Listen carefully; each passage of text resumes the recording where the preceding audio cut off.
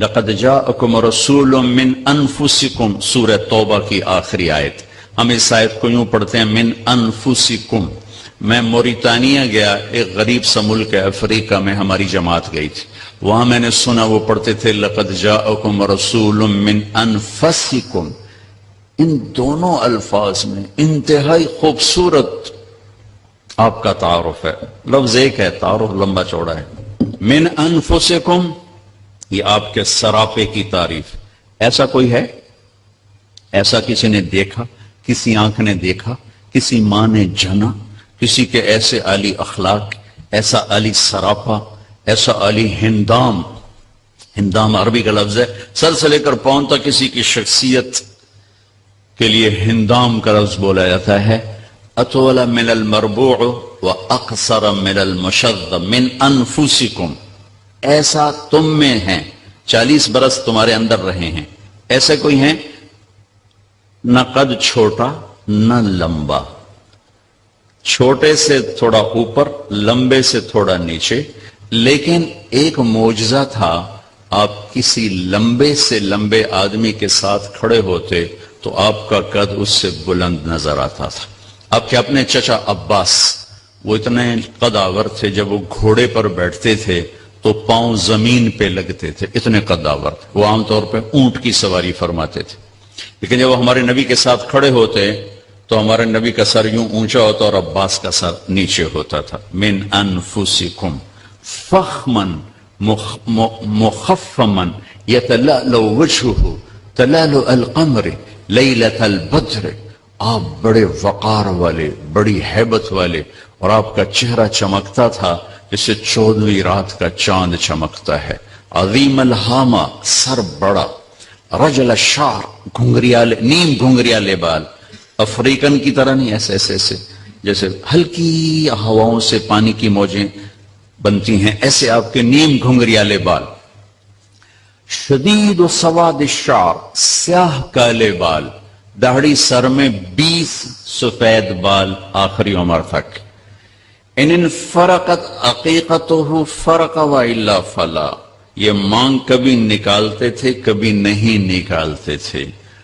یجاوز شعرہ شحمت اذنیہ، بال آپ کے کانوں کی لو تک تھے.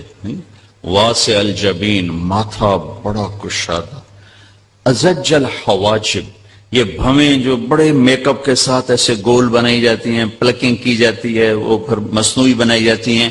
میرے نبی کے اللہ نے کماندار بھویں بنائی تھی، ایسے گولائی میں یہاں تک لمبی. من غیر قرن، یہاں بال نہیں تھے اس جگہ. یہاں بال ہوں تو کمی آتی ہے خوبصورتی میں. یہاں ایک رگ تھی خاموش. جب آپ کو غصہ آتا تھا تو ایسے ایسے حرکت کرتی تھی، چونکہ آپ غصہ پیتے تھے، اظہار نہیں ہوتا تھا. لیکن چہرے پر اس کا جو ریاکشن آتا تھا، یہاں ٹک ٹک ٹک ٹک ہوتی تھی، جس سے صحابہ کو اندازہ ہوتا تھا کوئی ناگواری پیش آئی ہے. اہدب، یہ پلکیں بڑی دراز. ادعج، آنکھیں بڑی موٹی. اشکل، موٹائی کے ساتھ لمبی اور اس میں سرخ ڈورے. احور، سفیدی سفید پتلی سیاہ. اکحل، بغیر سرمے کے سرما لگی ہوئی آنکھ. انجل، ابرج، اکحل، ادعج، احور، اہدب، اشکل، یہ سب آپ کی آنکھ کی صفات بیان کی گئی ہیں کہ آپ کتنے خوبصورت آنکھوں کے مالک تھے. شرم و حیا کی وجہ سے آپ کے دیکھنے کا انداز یہ تھا، یہ ایسے نہیں دیکھتے تھے، ایسے دیکھتے تھے، ذرا نظر جھکا کے دیکھتے تھے. جب کبھی آپ ایسے نظر اٹھاتے، ایسے نورانی شعائیں نکلتی تھیں کہ کوئی آپ کے چہرے کو دیکھ نہیں سکتا تھا. سب ایسے ہو جاتے تھے. صرف اس وقت 2 آدمی آپ کو دیکھ سکتے تھے، ایک حضرت ابو بکر اور ایک حضرت عمر. اس کے علاوہ کوئی آپ کو دیکھ نہیں سکتا تھا. تو جل نظر الملاحظہ، آپ شرم سے آنکھیں جھکا کر رکھتے تھے کہ جس کی نظر جھکی رہے اسے شیطان گمراہ نہیں کر سکتے.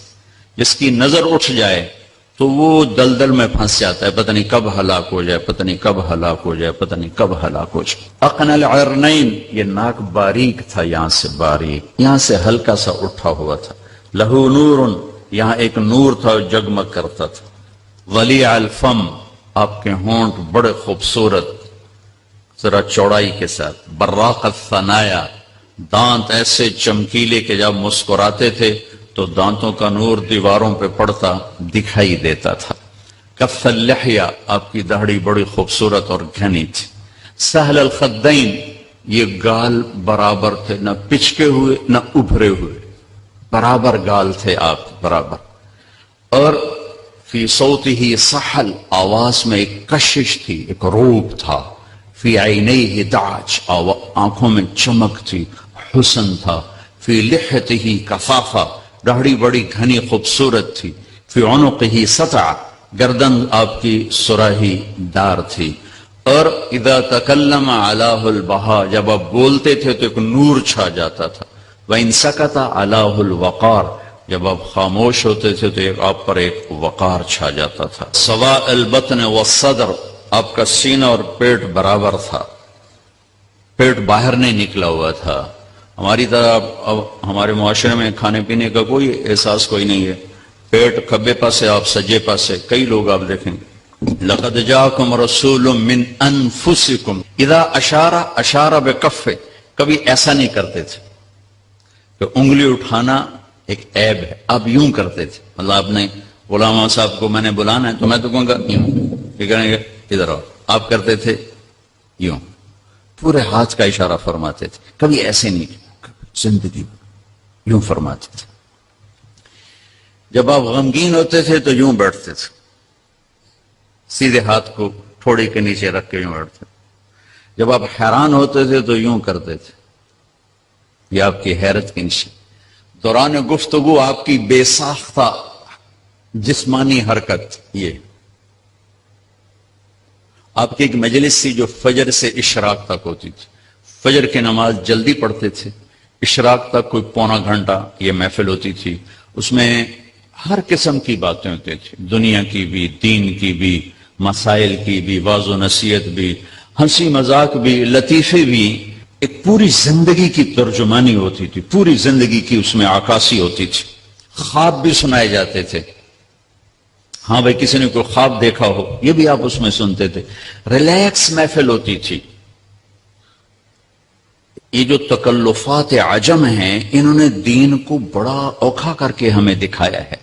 اگر آپ عرب کی زندگی دیکھو گے تو اسلام دین فطرت ہے، فطرت کی آواز کا نام اسلام ہے، تکلفات عجم کا نام اسلام نہیں ہے۔ اللہ نے اپنے نبی کو عربوں میں بھیجا جو انتہائی بے تکلف تھے، جن میں سادگی کوٹ کوٹ کے بھری ہوئی تھی۔ کہ جب یہ عجم میں اسلام آیا تو اس میں اسلامی رنگ پر عجمی رنگ غالب آیا، تو ہم نے بے شمار پیچیدگیاں خود کھڑی کی ہوئی ہیں جن کا اسلام سے دور تک کوئی تعلق ہی کوئی نہیں۔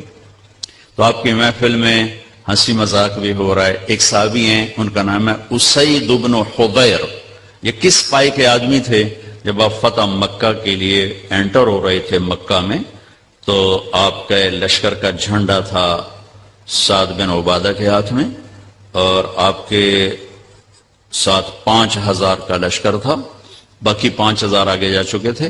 تو آپ کے رائٹ سائڈ پر تھے ابو بکر صدیق، اور آپ کے لیفٹ پر تھے اسید بن حضیر، اور آپ کے پیچھے تھے اسامہ بن زید۔ یہ اتنے بڑے آدمی ہیں صحابہ میں کہ مکہ میں داخل ہوتے ہوئے ابو بکر رائٹ اور اسید لیفٹ۔ یہ اسید اللہ کے نبی کی محفل میں لطیفے سناتے تھے اور صحابہ ہنستے تھے، آپ بھی ہنستے تھے، آپ کو اپنی ہنسی پہ کنٹرول تھا، لیکن صحابہ کھل کے ہنستے تھے، آپ منع نہیں فرماتے تھے۔ اس میں آپ دوران گفتگو یوں کیا کرتے تھے، ایسے اب محفل میں پاؤں نہیں پھیلاتے تھے، کتنی دیر تک محفل ہو اب پاؤں نہیں پھیلاتے تھے، پاؤں سمیٹ کے رکھتے تھے، چوکھڑی مار کے بیٹھتے تھے۔ سب پر توجہ ایسے ہوتی تھی، ہر ایک سمجھتا تھا مجھے ہی اسپیشل توجہ دی جا رہی۔ اور جب آپ کسی کی طرف متوجہ ہوتے تھے تو صرف گردن سے نہیں ہوتے تھے، مثلا اب بھائی غلام صاحب مجھے کہنا جی طارق جمیل صاحب تو میں اتنا ہی کر سکتا ہوں، جی فرمائیے، اس سے آگے میری ہمت ہی کوئی نہیں۔ لیکن جب ہمارے نبی کو کہا جاتا یا رسول اللہ تو اب یوں نہیں کرتے تھے، اب یوں کرتے تھے، جی پورا سینہ دیتے تھے۔ کتنا مشکل کام ہے، ادھر سے آپ کو کہتا یا رسول اللہ، اب یوں نہیں کرتے تھے، اب پورا ایسے ہوتے تھے۔ جی میرے دوست فرمائے، کوئی قریب آ کر کہتا بات کر رہے ہیں تو اب یوں ہو جاتے تھے۔ زندگی بھر نہیں کہا مختصر بات کرو میں بڑا مصروف، وہ الٹی سنا رہا ہے وہ سیدھی سنا رہا ہے، اب یوں سنتے رہتے تھے۔ ادھر آ کر بیٹھا ہے تو اب یوں ہو جاتے تھے۔ جب تک وہ پوری نہیں سنا لیتا تھا آپ نہیں فرماتے تھے۔ آپ تو سب لوگ ہاں میں شارٹ کٹ ان شارٹ بات کرو، ان شارٹ بہت مصروفیت ہے، چلو چلو چلو چلو، چاہے بھاویں اندر کافی پیندے بیٹھے ہیں بہت مصروفیت۔ کوئی آپ کو ہاتھ دیتا مسافے کے لیے تو آپ چھوڑاتے نہیں تھے، جب تک وہ نہیں چھوڑتا تھا آپ نہیں چھوڑاتے تھے، جب وہ چھوڑتا تھا پھر آپ چھوڑتے تھے۔ جب آپ چلتے تھے تو تھوڑے سے کندھے جھکا کے چلتے، ایسے نہیں چلتے تھے، یہ تکبر کی نشانی۔ آپ تھوڑا سا ایسے چلتے تھے، تھوڑا سا کندھا آپ کا جھکا ہوتا تھا، اور آپ کے پاؤں کا فاصلہ، قدم کا فاصلہ لمبا نہیں ہوتا تھا، چھوٹا پاؤں ہوتا تھا، اور اس میں تیزی تھی، زمین آپ کے لیے سکڑتی تھی۔ لہذا آپ کے بارے میں آتا ہے آپ چلتے تھے اور صحابہ آپ کے ساتھ دوڑتے تھے، ان کو دوڑ کے آپ کے ساتھ ملنا پڑتا۔ آپ اپنی عام چال چل رہے ہوتے تھے، اس لیے کہ آپ کے لیے زمین کو اللہ سکڑتے تھے، اور صحابہ ساتھ بھاگ رہے ہوتے تھے آپ کو، آپ کے ساتھ چلنے کے لیے۔ اور ہمیشہ سلام میں پہل فرماتے تھے، کبھی انتظار نہیں کیا میں بڑا نبی ہوں یہ آ کے سلام کرے، ہمیشہ آپ سلام میں پہل فرماتے تھے۔ یہ میں نے آپ کو بتایا من انفسکم، من انفسکم،